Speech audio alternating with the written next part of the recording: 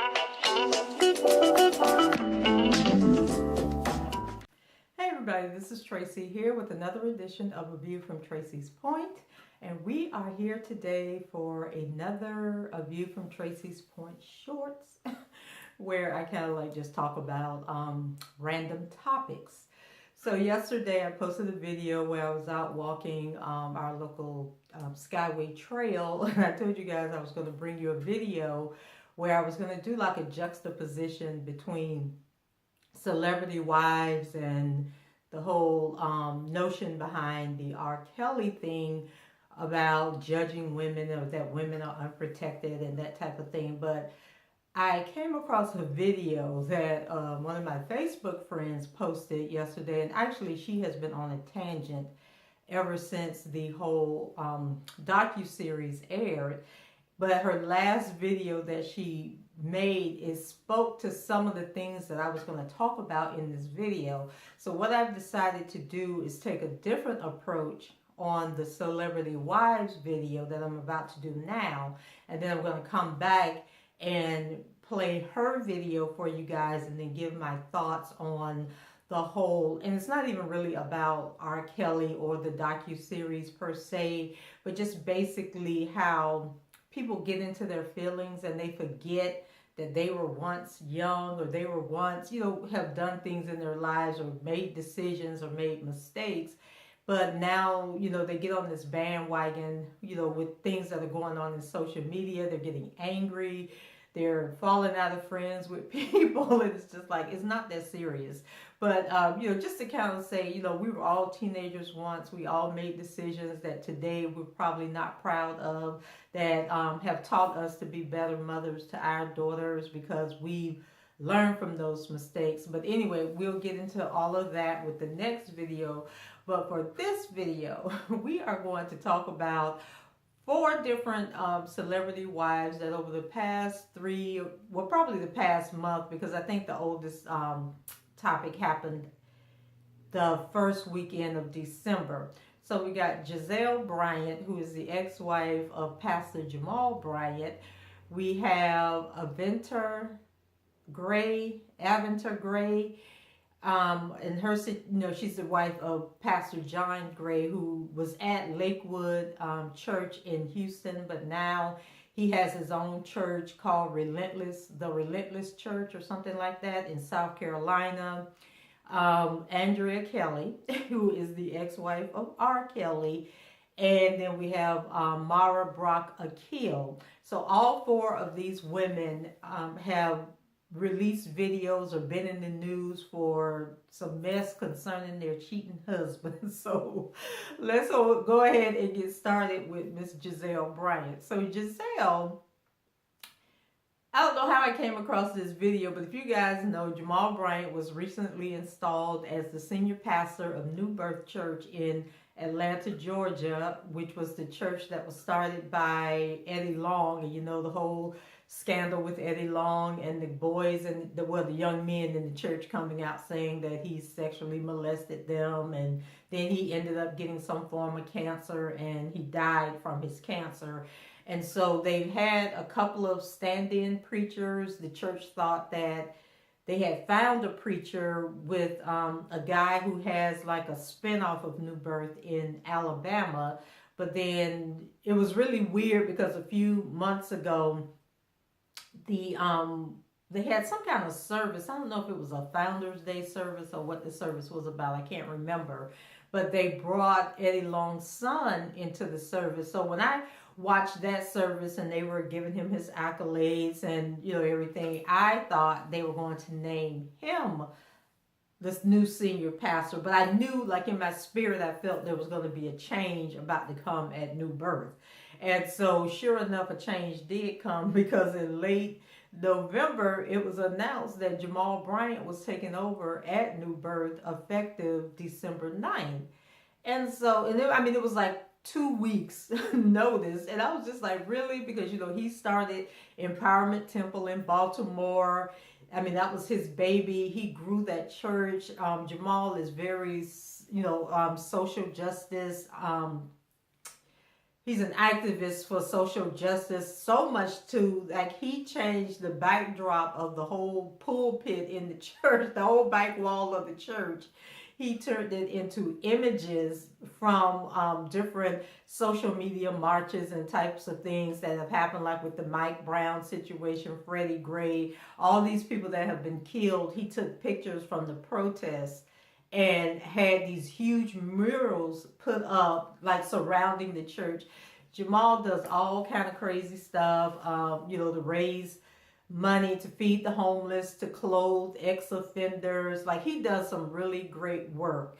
But Jamal also be giving out some information that don't always be accurate. But I like Jamal Bryant. A lot of people don't like Jamal because they say, he's not biblically sound in his preaching. Then he has all these issues where I think he fathered a child out of wedlock. A second woman claimed they had an affair and that he had fathered her child, but I think that came back to not be the case. And so him and Gizelle ended up breaking up, divorcing because of scandal in the church. And now she has the reality TV show. She's on Real Housewives of Potomac. So December 2nd was Jamal's last sermon at Empowerment Temple.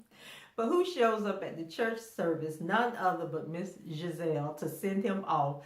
So she's standing there in the front of the church with their 3 daughters, talking about what a great guy he is. Well, I'm going to let y'all watch the video and let me know what you think about Miss Gizelle and her going away speech to her baby daddy, her ex-husband, okay? Listen, good morning. Y'all have been blessed with a mighty, mighty, mighty man of God. And if I can stand up here and say that, because this guy's been my boyfriend, he's been my fiance, he's been my husband, for y'all that didn't know, my baby daddy. But most importantly, he is family, and he's my friend. And so what family does is support, right? Support, love, and respect. So he can tell me he's going to Kalamazoo, and I'll be like, you're going to be the baddest thing in Kalamazoo, because that's what you do. Because that's what family does. We love, we support, and we respect. So you scared. You don't know what I'm going to say out of my mouth. He's like, please stop talking, please stop talking. So I know it's a major hole that's going to be left. But you guys are with each other are going to fill it. And God is going to bring you guys somebody that is absolutely amazing. Empowerment Temple, to me, I want y'all to know, has been a part of my journey that I don't stand this woman today without Empowerment Temple in my life. So, I mean, y'all gave me, because some days we didn't have some good days. Some of y'all ladies weren't so nice to me. But we family, we can talk about that now. But that, y'all didn't know that, God works in mysterious ways.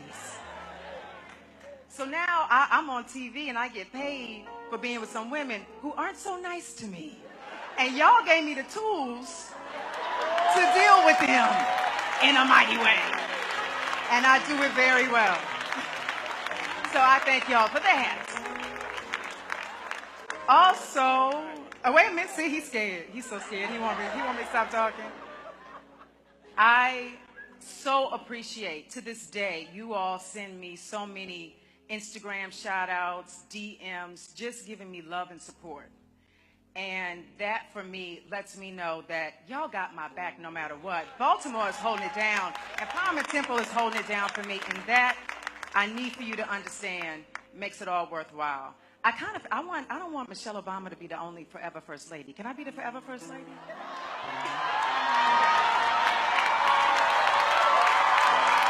Okay. Forever First Lady. Yes, she is. Yes, she is. Michelle Obama is not the only one. He's so mad right now. He's so mad. So now here's my thoughts about Gizelle. When I saw her up there making that speech, that had nothing to do with saying goodbye to him and saying, can she be the forever first lady? My first thought was, is Gizelle trying to move to Atlanta and become one of the Real Housewives of Atlanta? Because why else would she say that? And then, she hasn't been able to keep a man, at least from the Real Housewives of Potomac show. She claims that her and the last guy she was dating, got back together after the last season ended.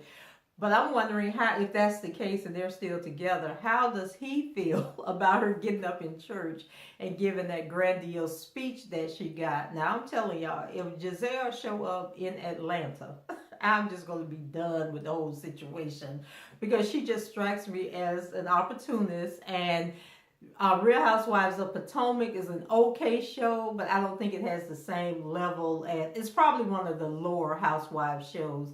And maybe there was some rumbling in the background that if they don't step it up, that the show is going to be off the air. I don't know what the situation is, but she really sounded like she was up there performing, and that she's either trying to boost the ratings of Real Housewives of Potomac, or she's trying to get over in Atlanta.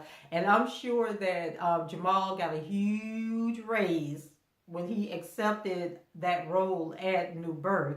So Gizelle might be calculating some things and really realizing that her life hasn't turned out as great as she thought it was going to turn out financially from the show. She may be thinking these girls getting older. I don't know how old the girls are now, but I'm thinking they've got to be like approaching high school years, and maybe the twins are in high school, but at least junior high age. So, time is running out on that child support. So I don't know. I think Gizelle is plotting on how she's going to keep her bag coming in.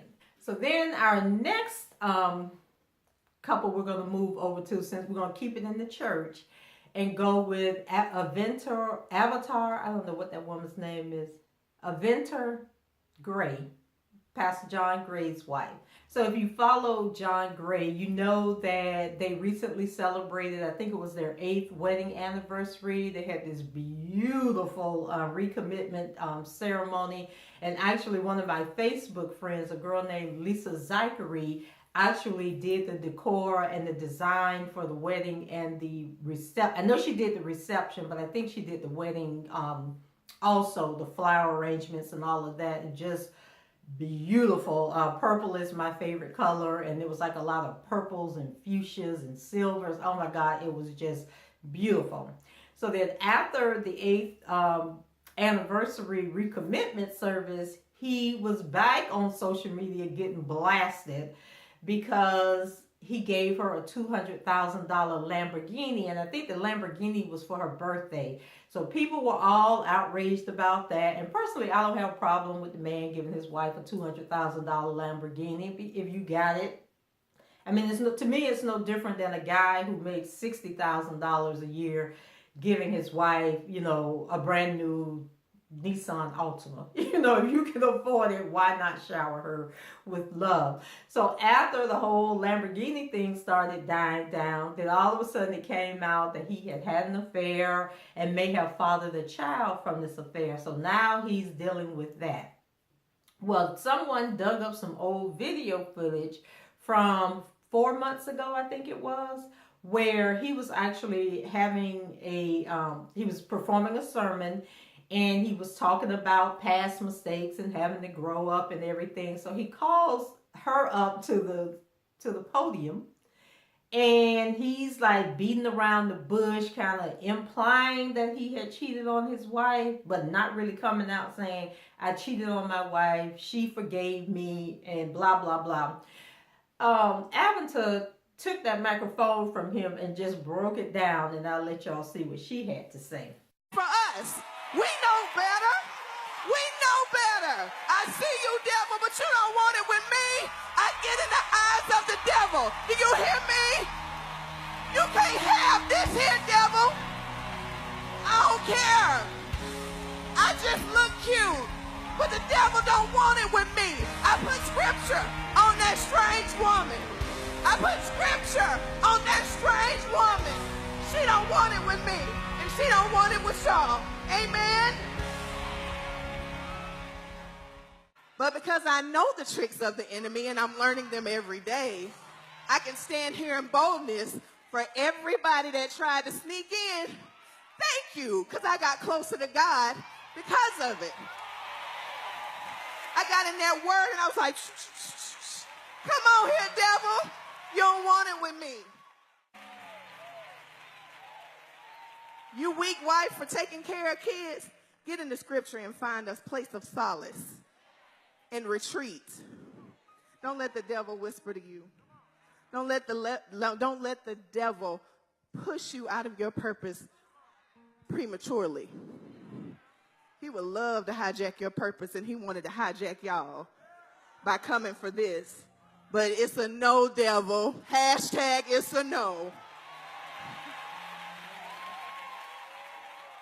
So now for those of you who watch Sister Circle, you know Pastor John Gray was on there sometime last year, and he had made these statements about how his wife had to rebirth him and, you know, bring him into being a grown man, and people were in an uproar about that. And once again, I didn't have a problem about that because marriage is hard work. And if you're invested in your spouse and you have no intentions of leaving your spouse, then you got to put in the work to try and help your spouse grow up and grow into his commitment. And I mean, I know guys that cheat and women that, you know, like they're beating themselves up, beating themselves down. I personally just don't have the energy to make a man do what he know he's supposed to do, because it's like, why would you marry me if you ain't ready to grow up and be committed and all that good stuff? So the whole birthing a man and, you know, making him grow up and making him understand. And when you think about the responsibility that John Gray has, because none of us, I don't think, really knew who John Gray was until they did the pastor's talk show, which I loved, and I hated that Fox didn't pick that show up. But it was John Gray, Jamal, Bryant, Orrin Quick, and the guy whose church they used for the television show Greenleaf. Oh, I can see his face clear as day, but I can't think of his name. But anyway, so the four of them had this talk show, if you guys aren't familiar with it, called The Preachers. And it was just in the format of, you know, The Real, The View, Sister Circle, where there's four people on the panel and they're all giving their impressions. So for whatever reason, Fox didn't pick it up, but John Gray landed the show on the Oprah Winfrey Network, called The House of Gray. Y'all not be messing up. I think that's the name of that show, but it's a good show. It's a reality show about him and his wife. So if it hadn't been for The Preachers, we wouldn't know who John Gray is, you know, so because The Preachers led to his television show, and then from the television show we learned he was an associate pastor at Lakewood Church, and then from there he was offered the opportunity to lead the church in South Carolina. So what do you guys think about the whole Aventer getting up in the pulpit and serving notice to the women in the church that you're going to have to work a little harder to come for her man, because she's there for the long haul and she's going to do whatever it takes to keep the other women away from her man, while holding him accountable and letting him know that this is totally unacceptable. So who do we want to go to next? Let's go to Mara Brock Akil and her husband Salim Akil. And the reason they make the cut is because if you guys follow my channel, you know that I recap this show that came on OWN called Love Is. And so Love Is was a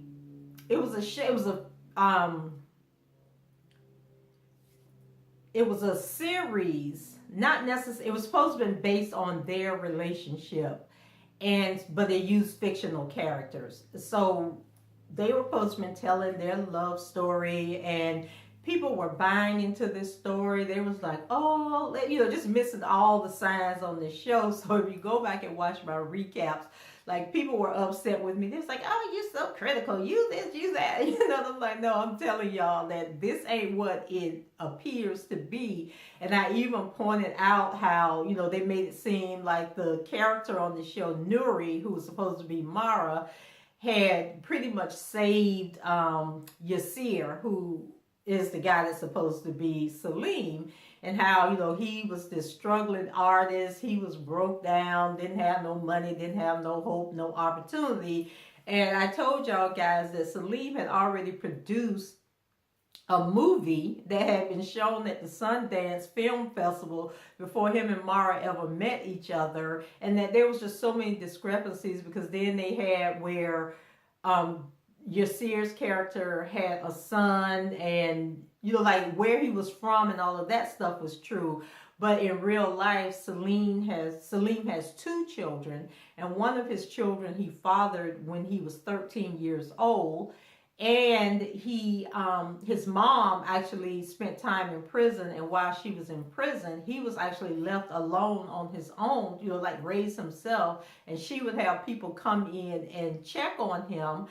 And it was just like a lot of things that, they weren't telling in the show. They was making the show like a really feel-good love story where Yasir was in this relationship with this girl named Ruby, and things weren't working out. And then when he met Nuri, he instantly fell in love with Nuri and was finally ready to move on from Ruby. But then when we got towards the end of the season, he was having anger issues. We found out that Nuri had been sexually assaulted, and then he insinuated that he too had been sexually assaulted. And then the show ended with Nuri being proposed to by a previous boyfriend, and even though she told the guy no, she kept the ring. And so in the final scene of the season, we go to because they would have like the show taking place, and then we would have commentary kind of guiding the show to help us understand what was going on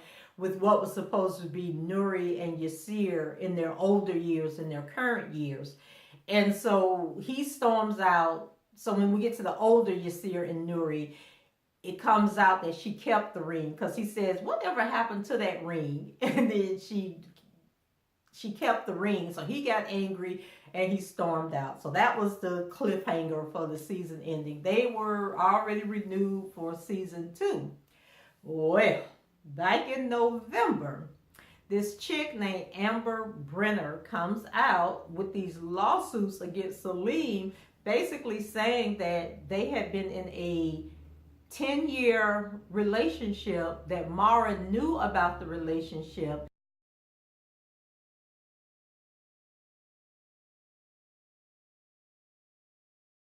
and she had written this screenplay, and she had given the screenplay to Salim. And later she found out that Salim was out shopping the manuscript for the screenplay. And so she filed a lawsuit, and then she filed it in federal court, but then they told her, no, go back to the state level and deal with it at the state level. And then I guess if that doesn't work, then bring it to the federal level. And so that's what she did. Then Love Is comes out, and she's finding all these similarities between her screenplay and Love Is. And I think the name of her screenplay was Love and Perversity in the East Village. And so, honey, she just came out with it. Was like, y'all not gonna steal my content. And so she's done a couple of interviews since then, where she's basically saying that Salim was mentally, physically, and sexually abusive towards her. She was saying that he would force her to have oral sex with him and then urinate in her mouth. I'm just like, you only had one time to be doing some foolishness like that to me, and you would be gone, but you stayed and came back. And then she was talking about how they would be at like public functions, and he would make her go in the bathroom. And one time he made her lick the wall while he was putting his finger places it didn't have no business being. And I'm just like, people are so nasty and so repulsive. But anyway, Oprah got a hold of this information, and Oprah was like, hell to the no, you ain't bringing that drama to the OWN network. And she canceled Love Is. So if y'all waiting on Love Is to come back, it ain't coming back unless Netflix or somebody else pick it up. But there are people, that were saying that, okay, well, if Love Is was canceled, why isn't Black Lightning canceled? Because he's the executive producer of Black Lightning. And I know for me, I'm thinking about all the shows that I love that the two of them put out together. And then to find out, because the chick said that Mara knew about the whole relationship, knew about all the abuse, that she has actually gone to Mara before, but Mara is standing by her man, acting like ain't none of this happening.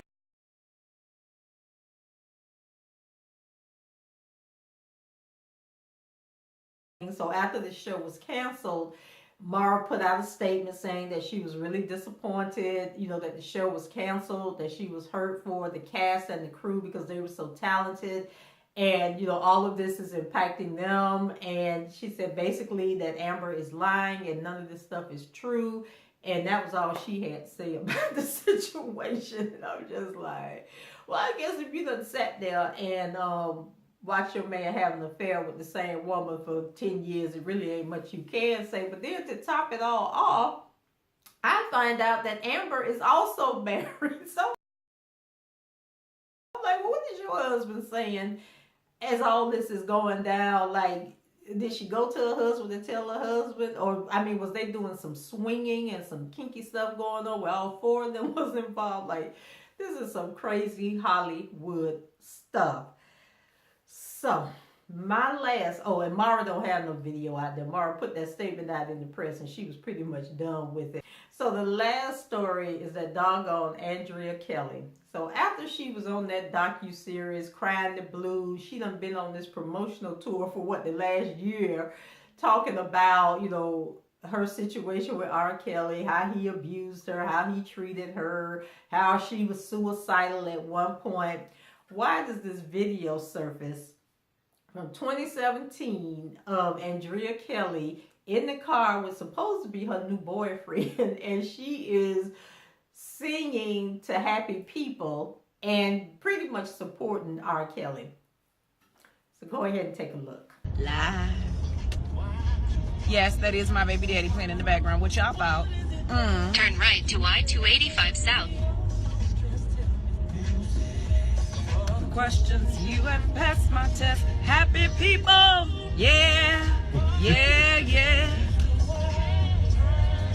Turn it, yes, them who people?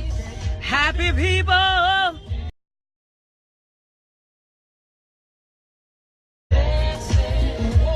Happy people, yeah. Step in. Happy people, oh yeah, not y'all, evil ass, irritated people.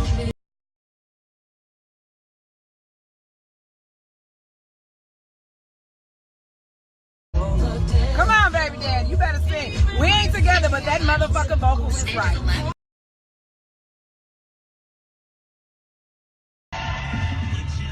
So, that was my other baby daddy, ex-husband, or the radio. And I celebrate him. What you thought? I celebrate him and his music and his artistry. We do what the fuck he do. That's right, Reese. Hey, cousin. Family first, honey. Family first. And you know that special rule about family. I can say what the fuck I want to say about him because he's my family. You ain't got shit to say. I'm going to cuss your ass out. How about that? That ain't your motherfucking family. That ain't your husband. That ain't your baby daddy. So after I watched this video, I was just like, she is some kind of hella confused. And then another video came out. So check it out.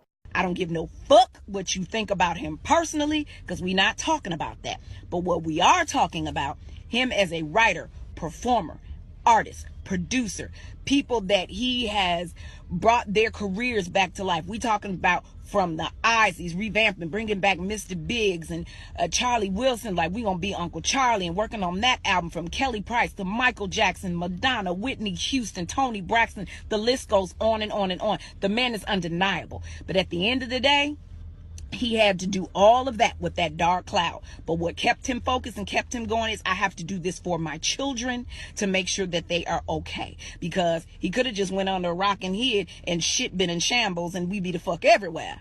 But that didn't happen. So at the end of the day, I love him for that. I will always respect him for that. And he did it with grace in the height of the storm. It wasn't no shit like he went and hid off somewhere and then came back. He kept.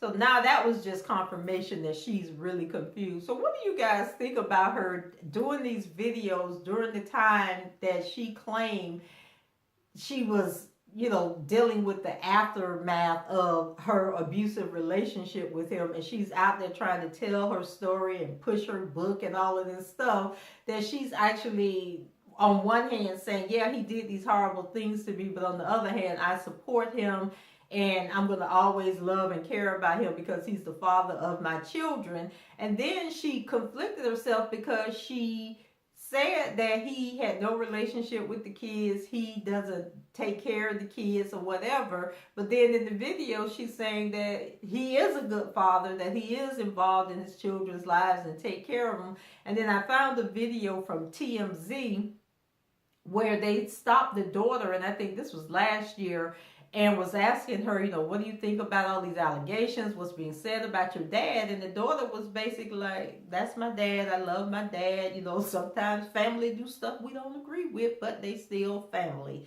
So I was just like, okay, this is just so confusing and so crazy. So guys, what do you think about these 4 stories? Like, I mean, is it nothing? Is it something that we should be thinking about in terms of our daughters and the examples that we're putting out? Do you stand by your husband and the father of your kids regardless? Did it make sense? Because I mean, like, the other 3 women were basically like, you know, it happened, we dealt with it, we got over it. But with Andrea Kelly, you just out here dogging the man. You all on every talk show crying the blues about how he's treated you, he's not paying child support, he's not doing all this stuff, and then these videos surface that tell a whole different story. So guys, let me know what's going on, because I'm hella confused at this point.